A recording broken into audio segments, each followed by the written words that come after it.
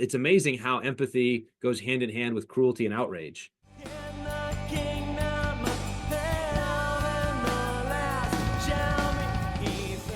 Well, welcome back to Civically Minded, where I give you practical theology for everyday life. As always, I'm your host, Corey Wing.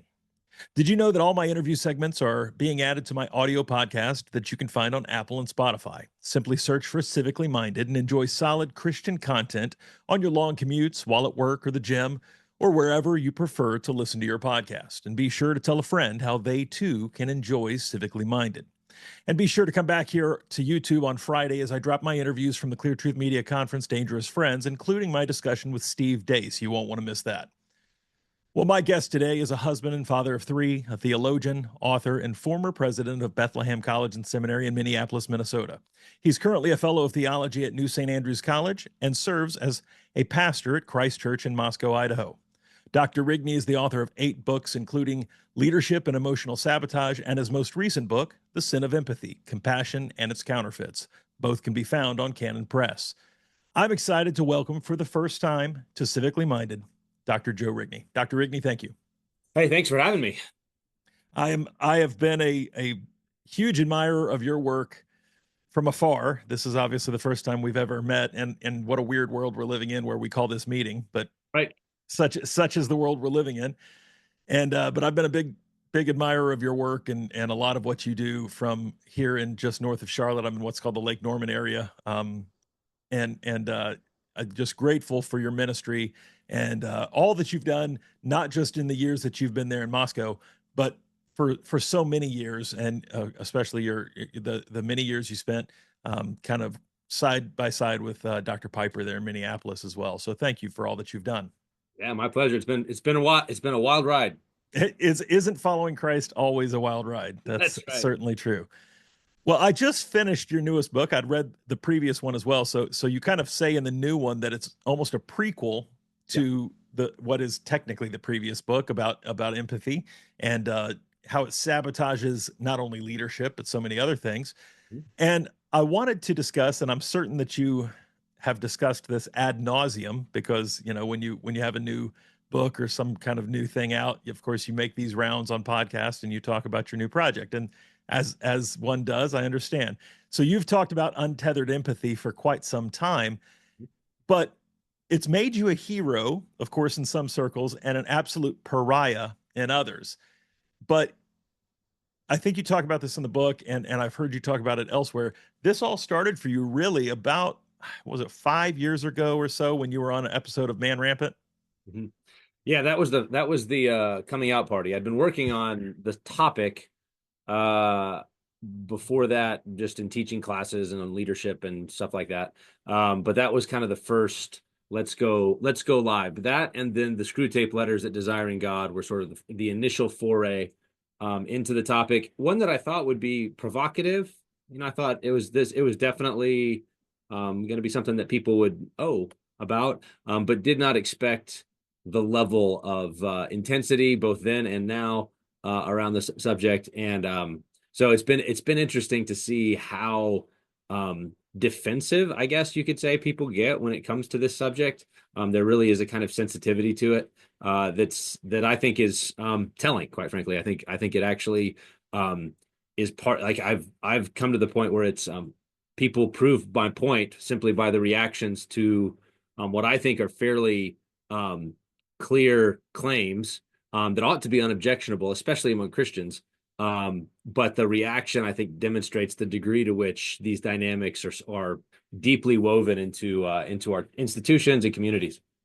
You kind of beat me to the punch there, because I was thinking that as you were speaking, I thought it's testament to how toxic and how manipulative empathy and feminism, they're kind of bifurcated partners, how institutionalized they've become just because of the long-standing pariah nature of what this has done. That people are still imbibing it with such vitriol is kind of testament to the whole practice itself.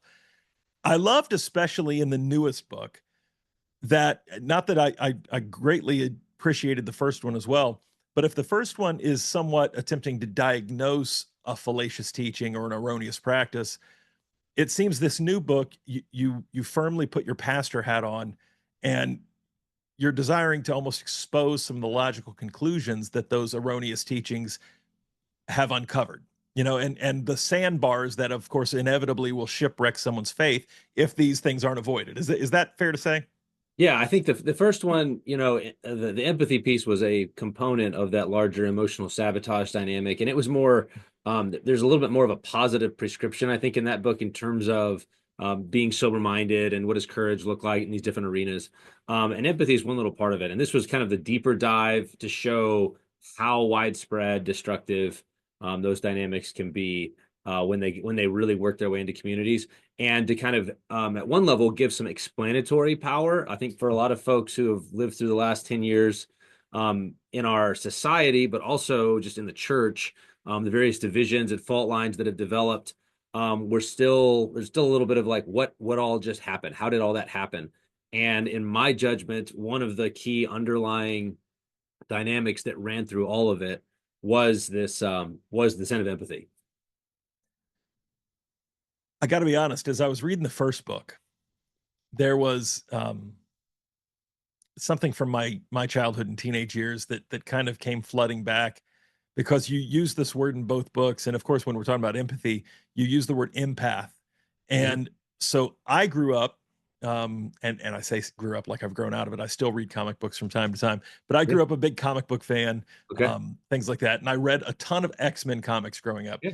And so two of the very strong powers that these X-Men, or the mutants in the Marvel universe could have was, of course, you've got one of the main good guys is Professor X himself. He's a Yep. telepath, right? He can read Right. minds, but more than read minds, he can influence minds.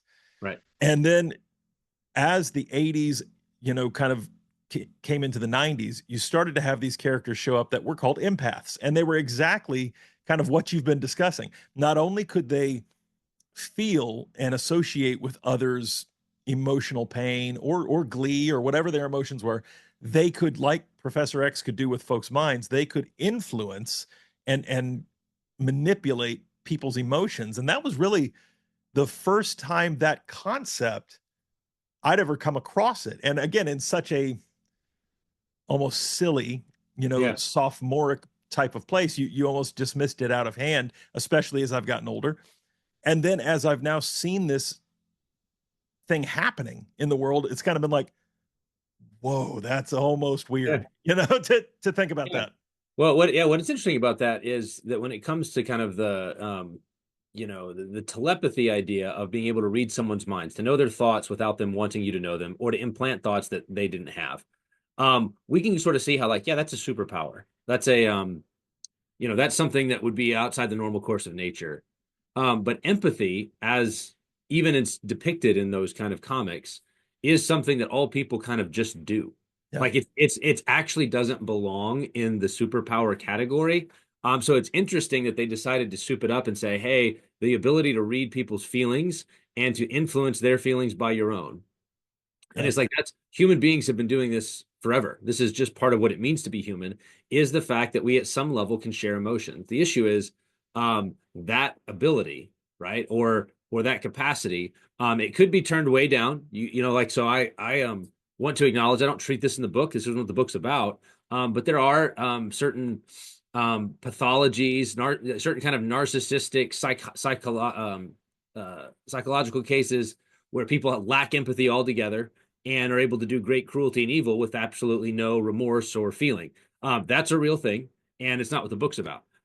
My book's about the other side. My book's about the side that so excessively emphasizes the need to fuse feelings, to share, to totally immerse oneself in the emotions and passions of another person, that their passions actually steer your emotional vehicle, that they take you on a really wild ride. And it's that thing that I think has hijacked in many cases churches and families and institutions. And again, it's an old phenomenon. I don't think that I'm reinventing the wheel or highlighting something totally novel. I do think modern society, a post-Christian society that still has sort of Christian virtues, but as they kind of degenerating into their counterfeits, absent a kind of strong moral anchor in the transcendence of God and the gospel and the scriptures as a kind of anchor. Once you remove those things, then you have, as Chesterton put it, the old Christian virtues going mad.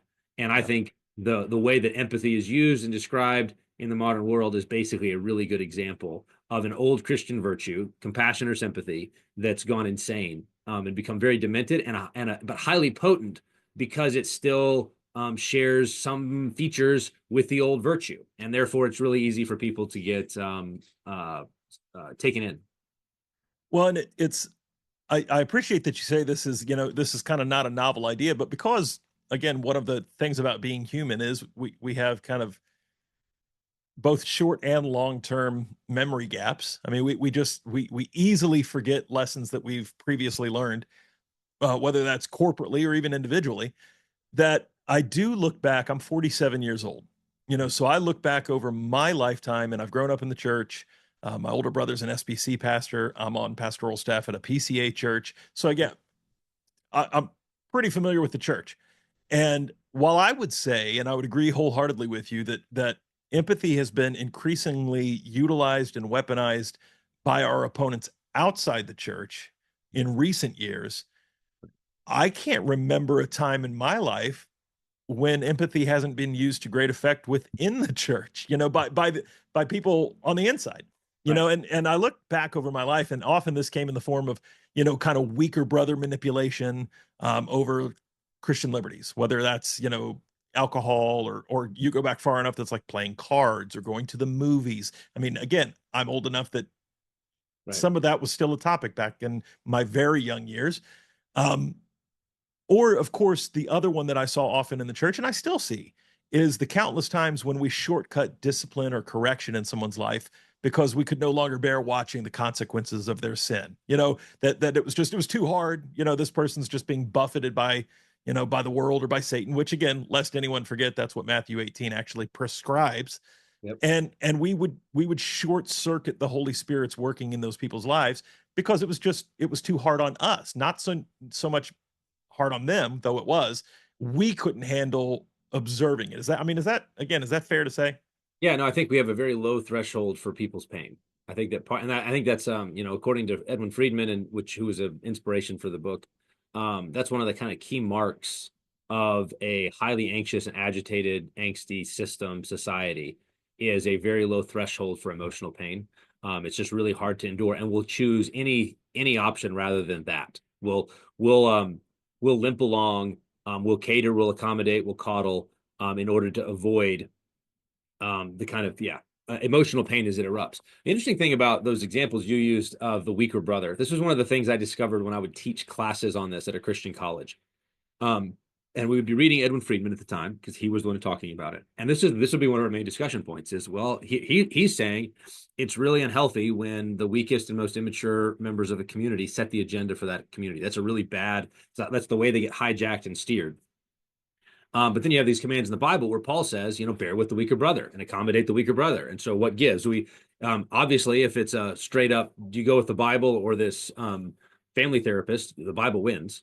So that wasn't the question. It was a question of, is there something that we might be missing? And I think one of the interesting things about those debates over, say, alcohol and the weaker brother and the way that was used is it's one of the common mistakes that gets made is that if someone is the weaker brother, then you ought to be able to say that out loud and clearly, right? Okay, yeah, this is the weaker brother. And not only that, their conscience is actually wrong here. It's been distorted. So Paul, when he talks about the weaker brother, also insists that the earth is the Lord's and all of its fullness. There isn't any like that. The food's fine, the drink's fine, all of it, as far as God is concerned, is fine. And so he tells that not only to the stronger brothers, sort of behind, hey, it's okay that you're doing this, just don't let them know. No, he tells the whole church knows, when on the merits, it's the stronger brothers who are correct. And then from that position of you guys are in the right, then you can kind of accommodate or budget for the weaker brothers whose consciences would be seared, and you're wanting to kind of bring them along. I think that's obviously that's Christian love, Christian charity, and I think we should do that all the time. What actually would happen in a lot of those debates about alcohol, for example, is that those who would have been on the weaker brother side, we're not allowed to drink alcohol, would actually present themselves as though they were the ones who were in the right? Which I think is then you need a different, what category does that go in? The person who says we can't do this, something that God permits, but we think that God absolutely forbids it, and we're the ones who are in the right. And it's like, well, that's just erecting a man-made tradition in place of the word of God, and that's called Pharisaism. And so this is what's interesting about this whole discussion is actually in the modern context. This isn't in the book. This was sort of a in all of these podcasts that I'm doing. One of the categories that has occurred to me is this kind of empathetic Pharisee. Yeah, yeah. Someone who basically takes, and I think this is what the left in our wider culture, and then the church has absorbed it and catechized itself in it and polices according to it, has basically adopted progressive definitions of what compassion actually is, and therefore are unable to recognize actual compassion that's tethered to moral duty, moral obligation, has an anchor in what's actually right and actually wrong. That sort of thing I'm in favor of. In fact, that's what motivates me in writing against the knockoff, is a defense of that. But in the modern world, it's progressive definitions of compassion that actually are operative and that really get into our bones, so that we flinch at things we shouldn't flinch at, and then are steered in ways that we shouldn't. And you can think of any number of theological or cultural issues where we've seen this take place. So I do think this empathetic Pharisee idea, where it's a perversion or a corruption, and an elevation of a man-made tradition and definition, just like the Pharisees had their definition of righteousness, which was a derivative knockoff of actual righteousness, and was a way of avoiding actual obedience to what God said, and that was harmful and destructive to people, and that they used to manipulate the society that they were part of. I think that's a pretty good definition of how the left has weaponized empathy. I couldn't agree more with that definition, actually. There was a turn of phrase that you used, and Friedman may have used it, and you may have kind of co-opted it from him, but you use it certainly in the newer book, where you say empathetic myopia, and I think that's such a crystal clear picture of what's going on there. And when we think about the counterfeiting, to use part of the title of your book, the counterfeiting of what is good and natural and right in the kingdom of God, which in this particular instance that I'm going to bring up is one of the fruit of the spirit, what's called self-discipline. So instead of self-discipline, which is a fruit of the spirit, it's something we should all be pursuing, and it pushes us inward and spurs us to kind of a deeper faithfulness unto God, and even corporate faithfulness. Love God, love neighbor, the two great commandments. And so instead of that, we seemingly get this group discipline, which is, instead of pushing inward, it's consistently pushing outward, looking like some bizarre intervention. Like what drug addicts or whatever would have, where people come and they're doing an intervention for you because you're so unhealthy, you're so addicted to whatever the bad behavior is, that all the people that love you are coming and intervening in your life. But I see that type of thing happening in the lives of people, whether they really require an intervention or not, because now there's this groupthink and this empathetic myopia. Yeah. And so in relation to that, you kind of bring up Aaron Renn's book, Life in the Negative World, and you kind of use that dialectic, which I found incredibly helpful, by the way. I thought when you kind of overlaid that dialectic onto this argument, I thought that was extremely useful, because I think they do match up so well. When you're talking about attempting to clearly or unemotionally assess something in your own life, whether that's something personally you're going through, someone you care about is going through, or something else you bring up in the book that I want to just spend a little time on, is when we look at theological movements or even theological heroes, folks that we really maybe have been a net positive in our lives, but now, say again, I'm a PCA guy. Tim Keller was a huge deal in my denomination.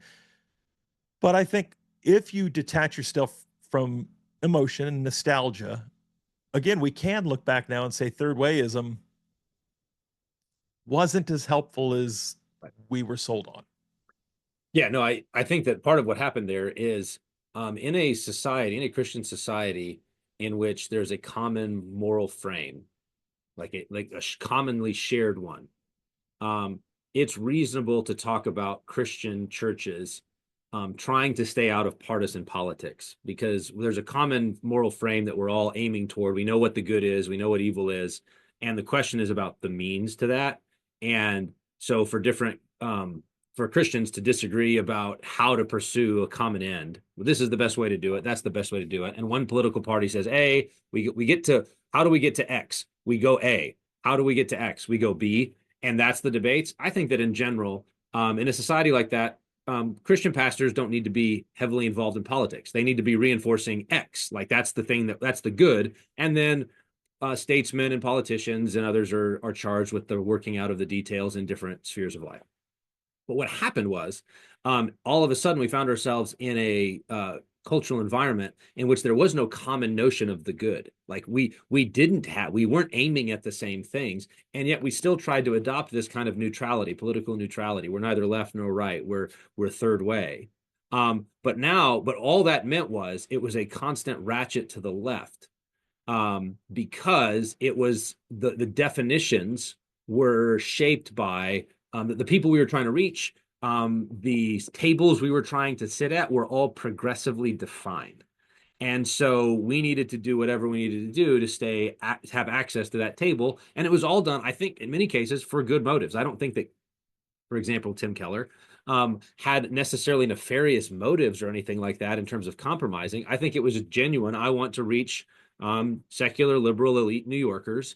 And so I need to be able to earn a hearing with them. How do I do that? Well, I show that the gospel subversively fulfills their deepest ambitions and desires. And so far, I'm like, this all makes sense to me. The problem comes when that does become unmoored, and there's certain things you just won't say. There's certain lines you won't draw. There's certain things you will mumble into the microphone about, and it will be the sorts of things that your audience needs most desperately to hear.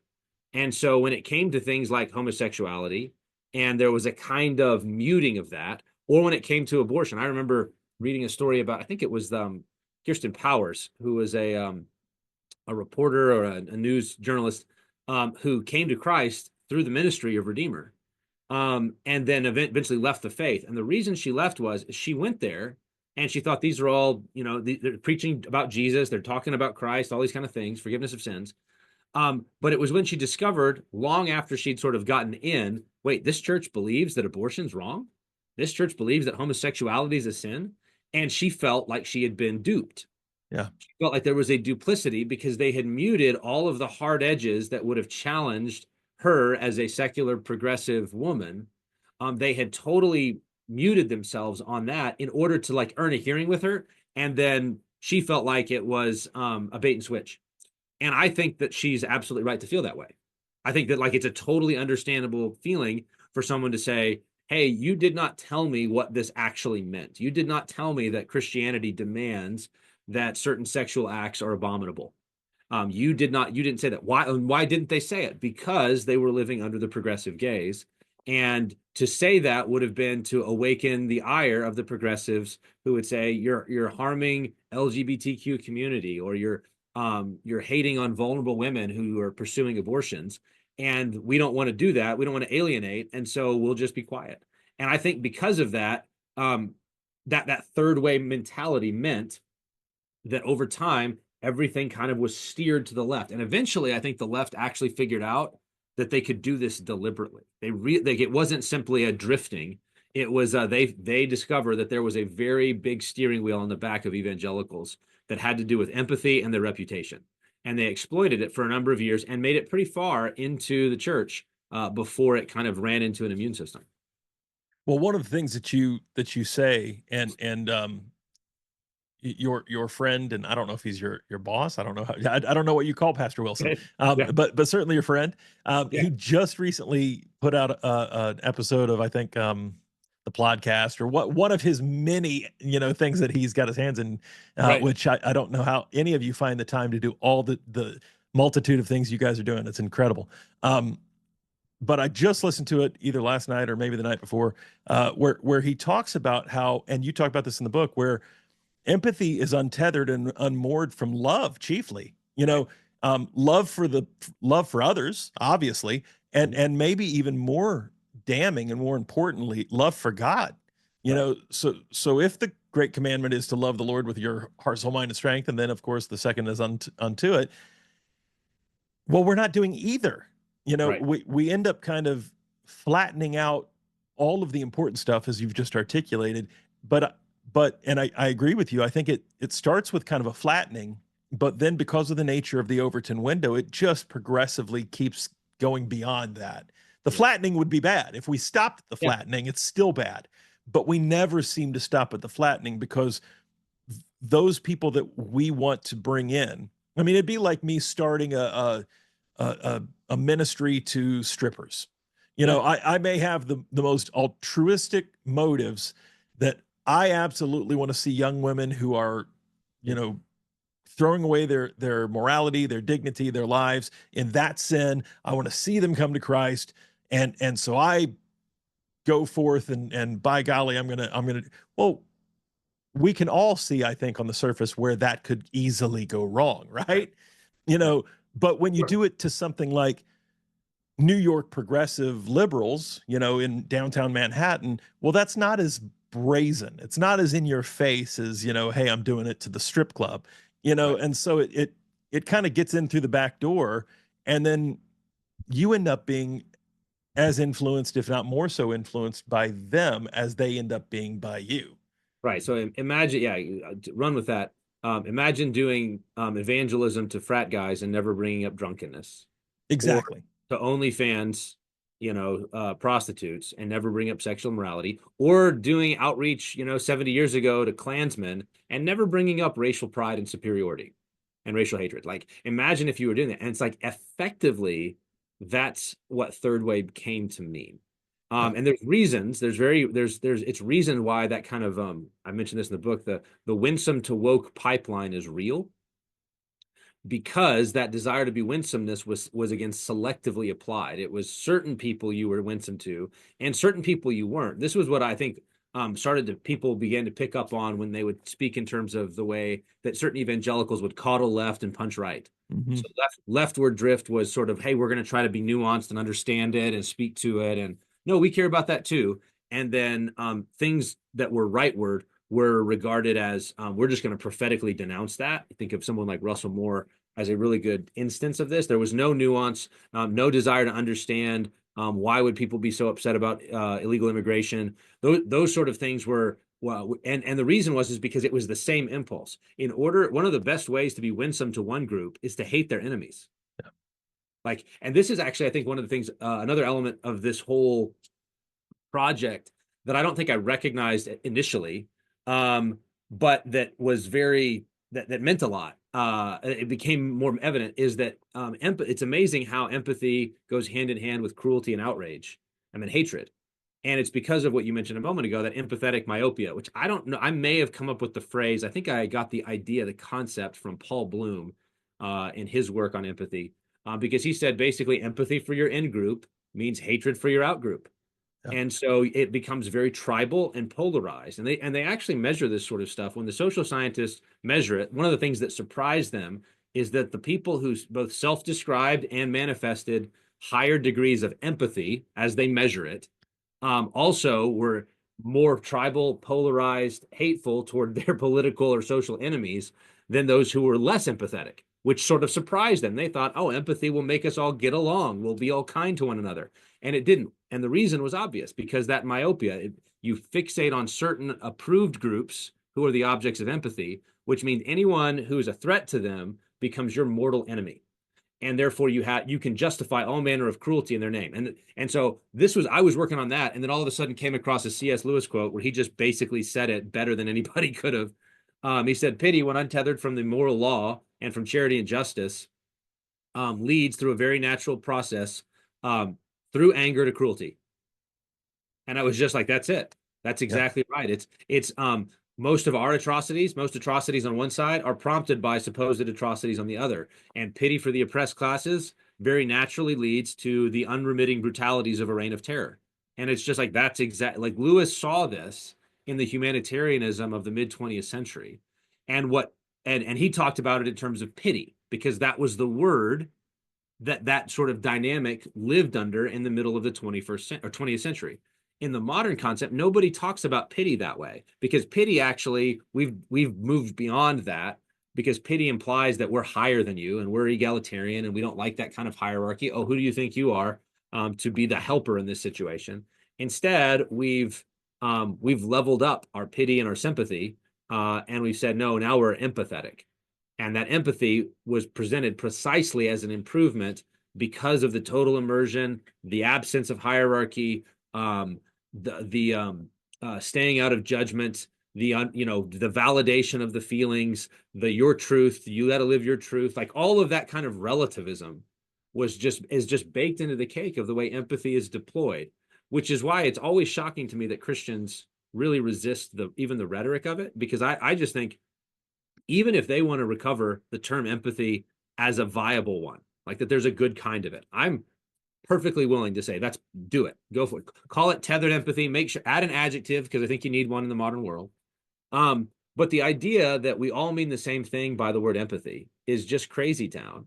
When the progressives say be empathetic to whatever groups they're talking about, do they mean the same thing? When they say be empathetic to LGBTQ, do they mean the same thing that you do as an evangelical Christian? It's like I would be shocked if they did, because they mean affirm, validate, celebrate, endorse, sanction, all of that. That's what they mean. Is that what empathy means for you? Well, no, no, no. Of course, I just mean I want to care for them. Great. You're not using the word in the same way. I'm going after their thing. And so stop defending their thing.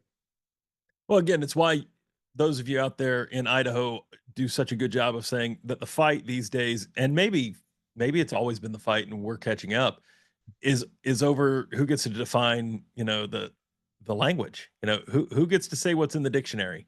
And so I think it's been grateful. I'm grateful for how helpful that's been to the broader group of us. Again, I saw what you just said about Russell Moore. I saw with David French, of course, being in the PCA.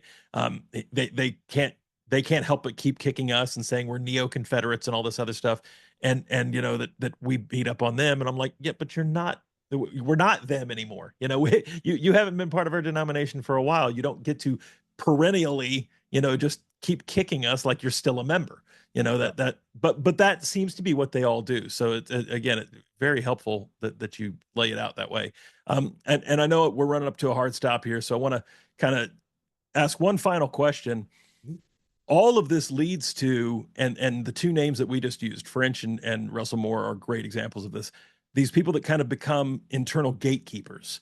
And when I think about that whole dynamic of all of this, especially within the church, these kind of gatekeeper Christians who then become the folks that tell everyone else whether they match up or not.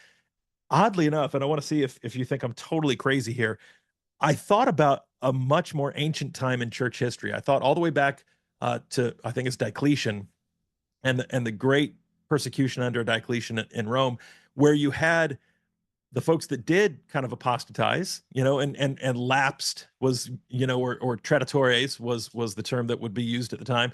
And then when they did repent and want to come back to the church, you had the confessors, and only the confessors could really get you back in. And of course, this would lead to like the Donatist controversy and all. I mean, this isn't even new, is it? Right. No, yeah. And there's certainly ways in which, I think that in many ways, like what French and Moore are, is they've accommodated the Christian faith to the reigning progressive regime. And so when they say, for example, the idea that Christians are going to be persecuted in America is crazy, and they think it's overblown, or the idea that the progressive left is a threat. I think that at some level they're correct about their version of Christianity.